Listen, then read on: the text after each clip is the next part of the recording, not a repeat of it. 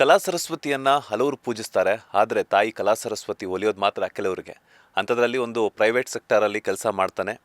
ಸ್ಯಾಂಡಲ್ವುಡ್ನಲ್ಲಿ 20ಕ್ಕೂ ಅಧಿಕ ಸಿನಿಮಾಗಳಿಗೆ ಸಾಹಿತ್ಯವನ್ನು ಬರಿತಾ ತಮ್ಮದೇ ಆದಂತಹ ಚಾಪುವನ್ನು ಮೂಡಿಸಿದಂತಹ ನಮ್ಮ ನಿಮ್ಮೆಲ್ಲರ ಪ್ರೀತಿಯ ವಿನಯ್ ಪಾಂಡವಪುರ ಅವರು ಇತ್ತೀಚೆಗಷ್ಟೇ ಚಾಲೆಂಜಿಂಗ್ ಸ್ಟಾರ್ ದರ್ಶನ್ ಅವರ ಬಗ್ಗೆ ಒಂದು ಪೋಸ್ಟನ್ನು ಹಾಕ್ತಾರೆ.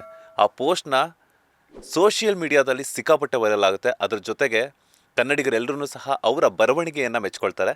ಸ್ವತಃ ಅವರ ಬರವಣಿಗೆ ಆಗಿರ್ಬೋದು, ಲಿರಿಕ್ಸ್ ಇಷ್ಟ ಆಗಿರ್ಬೋದು, ಅದ್ರ ಜೊತೆಗೆ ಈ ಪ್ರೈವೇಟ್ ಕಂಪ್ನಿಗೂ ಹಾಗೆಯೇ ಈ ಒಂದು ಬರವಣಿಗೆಗೂ ಯಾವ ರೀತಿ ಒಂದು ನಂಟಿದೆ, ಏನಕ್ಕೋಸ್ಕರ ಬಂದರು ಅಂತಹ ಒಂದಷ್ಟು ಮಾಹಿತಿಯನ್ನು ನಮ್ಮ ಬಾಸ್ ಟಿವಿ ಜೊತೆ ಶೇರ್ ಮಾಡ್ಕೊಳ್ತಾ ಹೋಗ್ತಾರೆ. ಸರ್, ಮೊದಲನೇದಾಗಿ ನಮಸ್ತೆ, ಹೇಗಿದ್ದೀರಾ? ನಮಸ್ತೆ, ತುಂಬ ಚೆನ್ನಾಗಿದ್ದೀನಿ ಅನ್ಕೋತೀನಿ.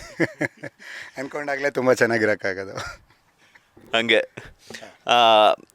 ಒಂದು ಹೇಗೆ ಬಂದ್ರಿ ನೀವು ಒಂದು ಬರವಣಿಗೆಗೆ ಅಂತ ನಂಗೆ ಗೊತ್ತಾಗ್ತಿಲ್ಲ. ಯಾಕಂತಂದರೆ ಒಂದು ಕಡೆ ಪ್ರೈವೇಟ್ ಸೆಕ್ಟರಲ್ಲಿ ಕೆಲಸ ಮಾಡ್ತಿದ್ರು, ಅದ್ರ ಜೊತೆಗೆ 20ಕ್ಕೂ ಅಧಿಕ ಸಿನಿಮಾಗಳಿಗಂದರೆ ಅದು ಈಸಿ ಕೆಲಸ ಅಲ್ಲ. ಸೊ ಹೆಂಗೆ ಅಂತ ಅಂದರೆ ಈ ಥರ ಹೇಳ್ಬೋದು. ನನಗೆ ನೆನಪಿರುವಂಗೆ ಇವ್ರದ್ದು ಯೋಗರಾಜ್ ಭಟ್ರದ್ದು ಸಿನಿಮಾ ಮುಗುಳುನಗೆ, ಅವತ್ತು ಸಿನಿಮಾ ನೋಡಿ ಬಂದೆ.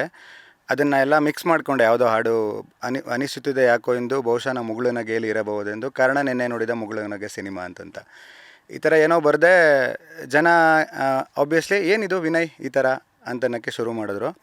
ಆವಾಗ ಚಿಕ್ಕದಾಗಿ, ಇವಾಗ ನೀವೊಬ್ಬರು ಸ್ನೇಹಿತರು, ನಾನೇ ಕಾರಣ ಹುಟ್ಟಿಸ್ಕೋತಿದ್ದೆ, ನಿಮ್ಮ ಬರ್ತಡೇ ಏನೋ ಒಂದು ಬರಿ ಅಂದರೆ ಇವತ್ತೊಂದು ಲೈನ್ ಅಥವಾ ಒಂದು ಪದದಲ್ಲಿ ಕ್ರಿಸ್ಟಲೈಸ್ ಆಗಿ ಬರೆಯೋದಕ್ಕೆ ಪಕ್ವತೆ ಮಾಡಿ ಅವತ್ತಿಗೆ ಒಂದು 10 ಸಾಲು ಬರೆಯೋ ಥರ ಈ ಥರ ಆ್ಯಕ್ಚುಲಾಗಿ ರೂಢಿಸ್ಕೊತಾ ಬಂದೆ. ಆವಾಗ ಏನು ಬೈಕಲ್ಲಿ ಓಡಾಡ್ತಿದ್ದೆ, ಒಂದು ಬ್ಯಾಗ್ ತೊಗೊಂಡೆ, ಸೈಡ್ ಬ್ಯಾಗು, ಒಂದು ಪುಸ್ತಕ ಇಟ್ಕೊಂಡೆ, ಒಂದು ಪೆನ್ ಇಟ್ಕೊಂಡೆ, ಸುಮ್ಮನೆ ಹೋಗ್ತಾ ಇದ್ದೆ.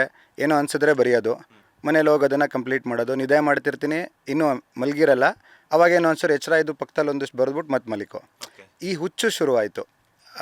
ಅದು ಕ್ಯಾರಿ ಆಗ್ತಾ ಒಂದು ಟೈಮಲ್ಲಿ ಏನು ಅನ್ನಿಸ್ತು ಅಂದರೆ, ಓಕೆ ಏನೋ ಒಂದು ಮಾಡೋಣ.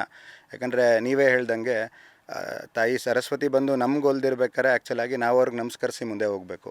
ಸೊ ಏನೋ ಒಂದು ಓಕೆ. ಆವಾಗ ಆ್ಯಕ್ಚುಲಾಗಿ ಏನಂತಂತ ಆ್ಯಕ್ಚುಲಿ ಏನದು ಬರ್ತಾಯಿದೆ, ಸೊ ಅಲ್ಲಿ ಕನೆಕ್ಟ್ ಆಗ್ತಾಯಿದೆ.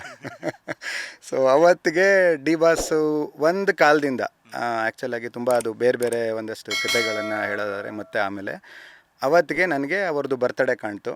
ಮುಂಚೆಯಿಂದ ಅವ್ರ ಸ್ವಾಭಿಮಾನತ್ವ ಆಗ್ಬೋದು, ಮತ್ತು ಅವರು ಕಷ್ಟಪಟ್ಟು ಬಂದದ್ದಾಗ್ಬೋದು, ಅದನ್ನೇ ಒಂದು ರೂಪಕವಾಗಿ ಅವ್ರನ್ನ ತೊಗೊಂಬರೋಣ ಅಂತಂದ್ಬಿಟ್ಟು, ಸಾಗಿದೆ ಬಾನಿಗೆ ಸಾಧನೆ ದಾರಿ, ಹೆಸರು ಬರೆದಿದೆ ಶಿಖರವನೇರಿ ಅಂತನ್ನೋದನ್ನು ಕರುನಾಡಿನ ಕರ್ಣ ಅಂತಂತಂದು ಬರೆದು ಮಾಡೋಣ ಅಂತಂತ ಅವತ್ತು ಶುರು ಮಾಡಿದವನು ಇವತ್ತಿಗೆ ಇಲ್ಲಿಗೆ ಬಂದು ನಿಂತಿದ್ದೀನಿ.